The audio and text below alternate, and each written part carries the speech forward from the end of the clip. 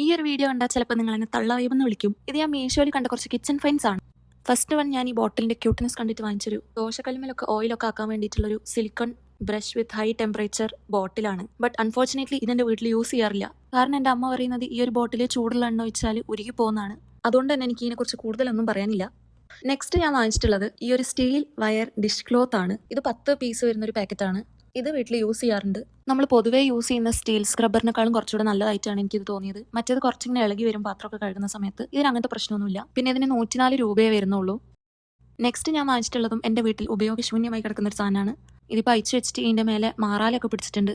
ഇത് ഞാൻ 152 റുപ്പീസിന് വാങ്ങിച്ച ഒരു ബ്രഷ് ഹോൾഡർ പോലത്തെ ഒരു സംഭവമാണ്. നമ്മുടെ കിച്ചണിലെ ടാപ്പിൻ്റെ മേലെ ഫിറ്റ് ചെയ്ത് കൊടുക്കാൻ പറ്റുന്ന ഒരു സാധനമാണ്. ഇതൊന്ന് ഫിറ്റ് ചെയ്യാൻ ഞങ്ങൾ കുറേ പാടുപെട്ടു.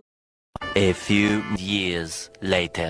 ഒരു 1/4 മണിക്കൂറിന് വേണ്ടി ചെലവഴിച്ചു. പിന്നെ അച്ഛൻ പോളിടെക്നിക് അറിയാമെന്ന് പറഞ്ഞിട്ട് അച്ഛനും കുറച്ച് ശ്രമിച്ചു നോക്കി. അങ്ങനെ ലാസ്റ്റ് ഫൈനലി ഇത് ടാപ്പിന്റെ മേലെ വെച്ചപ്പോഴത്തേക്കും അതിൽ നിന്ന് വെള്ളം വരുന്ന ഒരു ഫോഴ്സ് കുറഞ്ഞുപോയി. സോ ഇത് ഞങ്ങളുടെ ടാപ്പിൽ സൂട്ടബിൾ അല്ലാത്തതുകൊണ്ട് അഴിച്ചു വെച്ചു. നിങ്ങൾക്ക് വാങ്ങണമെന്നുണ്ടെങ്കിൽ ചെക്ക് ചെയ്ത് നോക്കാം. അത്രയേ ഉള്ളൂ. Bye guys.